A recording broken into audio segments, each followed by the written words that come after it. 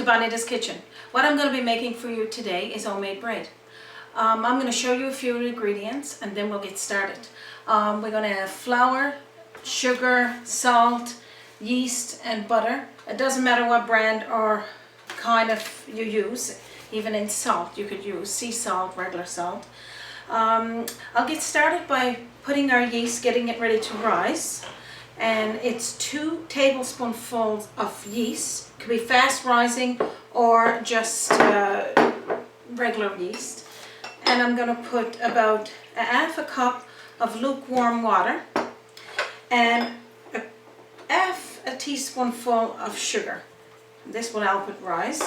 Set it aside and then put it there for when you're ready to put it into your bread.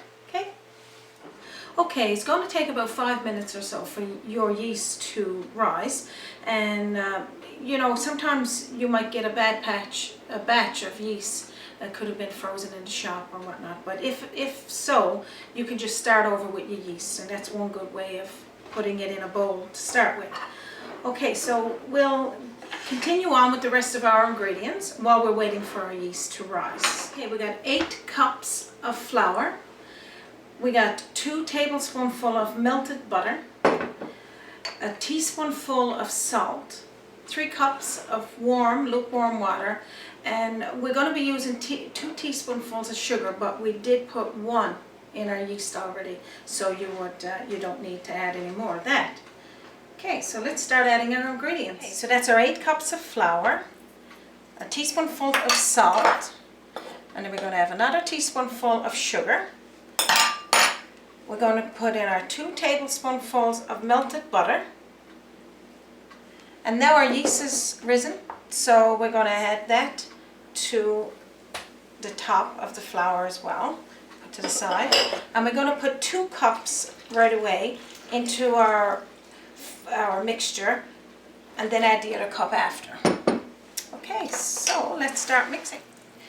Okay, so you need a hole in the middle of your flour so that all of your liquid will just stay in the center, and just gradually bring each little bit of flour down into the liquid until you start seeing it getting a little thick, probably like a little paste, and then add in the other cup of water. And remember, it's got to be lukewarm water, not hot, because you don't want to cook your flour while you're mixing it. So continue on mixing, bringing it to the center like this. Okay, I'm mixing it with a wooden spoon because it's a little stronger than using just a plastic one. And keep rolling your bowl. Probably have a plastic bowl so you can roll it. This will help you put everything in effortless. So, and then after, when we get so much of it mixed, we're going to start using our hands because you need to really work this dough. Okay, now your dough is starting to all mix together. We're going to start using our hand now. We only need to use 1. Remember, you need 1 for holding onto your bowl and the other 1 for mixing your dough together. It's still sticky, and that's okay. Stickiness means you got a lot to work with, so you keep working it together. While I'm working it together, I'll talk a little bit about the yeast. So about 5 minutes on your yeast, letting it rise. And again, if it don't look like it's rising for you, put it to the side and start another batch. Alright, so what we're going to do now is add a little bit more flour around the sides. After we added in the flour, we're going to again start working it into the dough.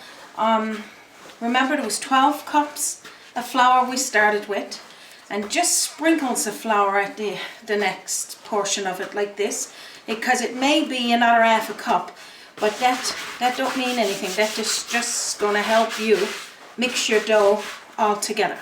Okay, I'm going to add another little bit of flour because I want to make sure it's not sticky, but I want to mix it all through.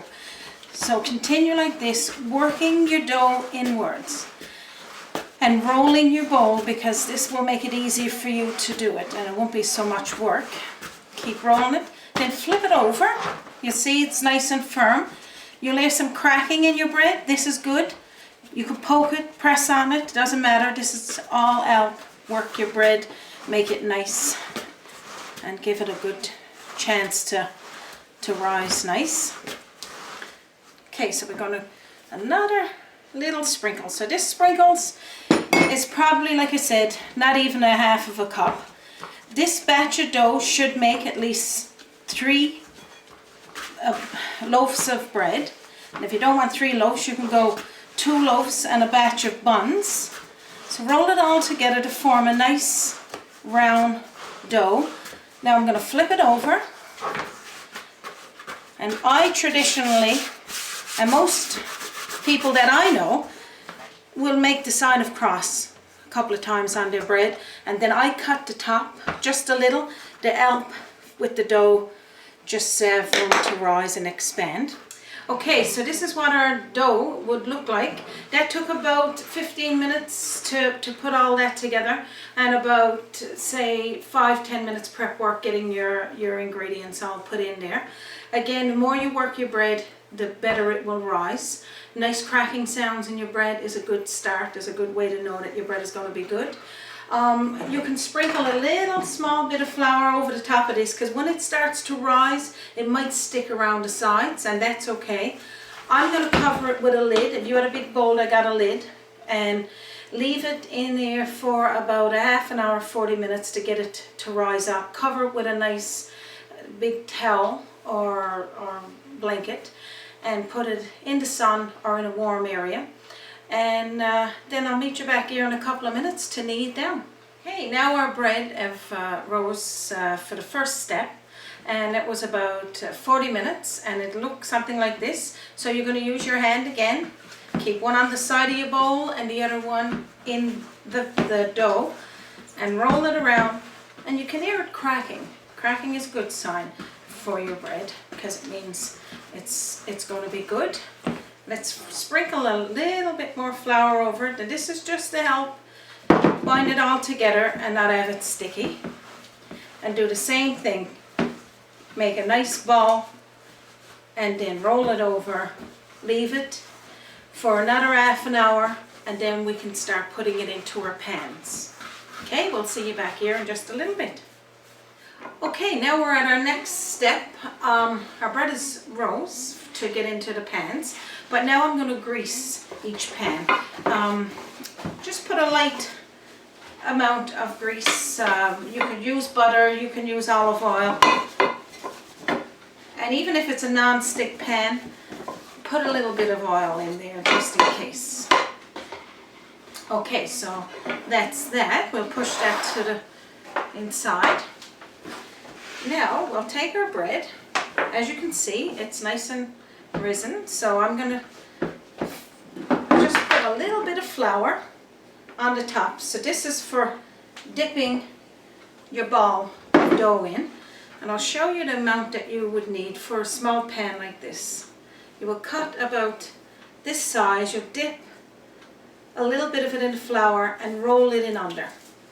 You continue going like that till it almost looks like this, and then put it down into your pan, and you put 3 buns there. Okay, so we'll do the third one. Same, it's cracking nice, and then this one is done, and that's about the size you need. Then we're going to let this rise again for about another half an hour. You want it doubled the size that's there, so probably up to about this when you put it in the oven. Preheat your oven to about 350, and then you only need it in the oven for a half an hour until golden brown. We can make 3 loaves out of this, but I'm going to make a small pan of buns, so as you can see, if you only want to make 2 loaves and a pan of bread buns. So you just take a little portion, small bit of dough, and you want to douse it in the flour again, and make little small round dough, and then put it into your pan. Keep doing that to line your pan. Okay, so I'm going to do the last small bun. And there's 15 there in that one. That will rise together, and they'll look amazing when they're finished. And then I'm going to continue on with these, making the buns.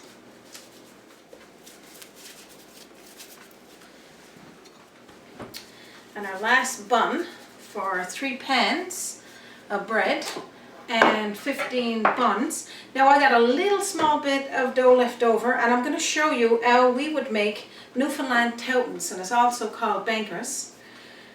And you just take a piece of dough about the same size as what you would for your tea bun or for your bread bun. Make it flat, keep going, probably make about 4 or 5 of them, and then you fry them in your frying pan with a tablespoonful of butter and a tablespoonful of olive oil. I'm going to do one more. Now I'm not going to fry these now, we're just going to focus on our bread.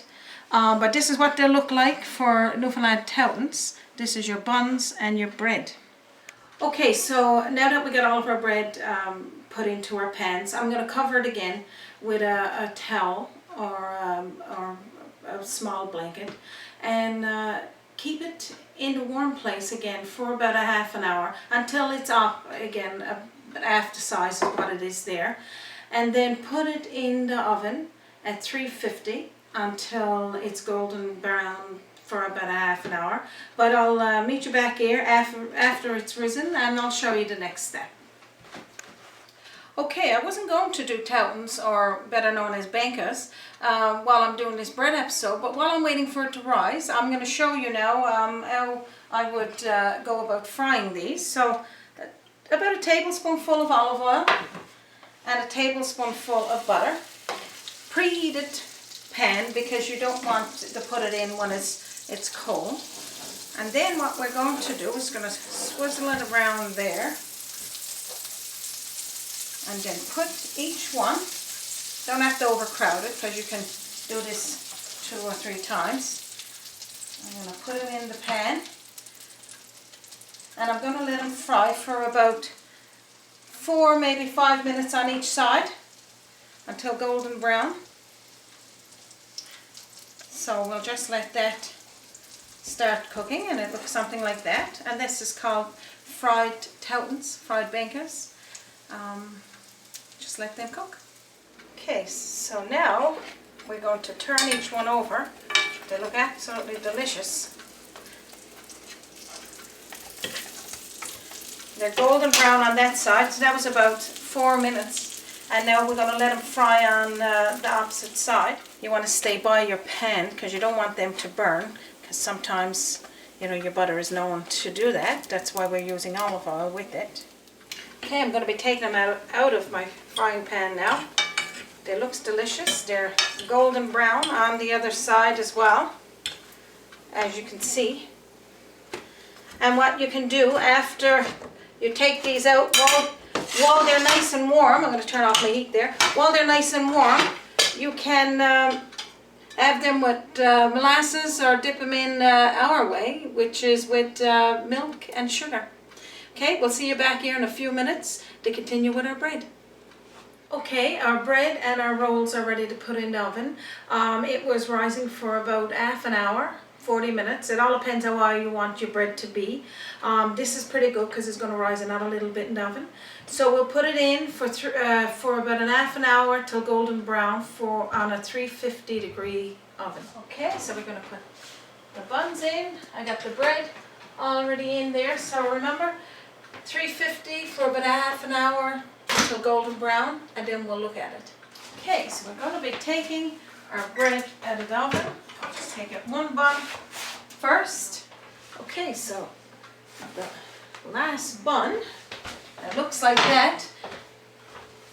So I'm going to just flip it over, and I'm going to get my buns out of the oven. Okay, so now all of our bread is out of the oven, our buns are. I'm going to put a little bit of butter over the top just to glaze it. So we're just going to glaze all of it with some butter, and then after we can just cover it for a short while. When we got our bread all done, there was 12 cups of flour, and we were able to make 3 loaves of bread, the small loaves, 15 of our buns, bread buns, and we did a dozen toutons. From start to finish. This is a separate batch that I got going there, rising. Please try homemade bread. It's a simple, easy recipe to follow from start to finish. I'll put on my face page how long it would take all in total, but you'll love it. Thank you for joining me once again for Bonita's Kitchen. You have a good day.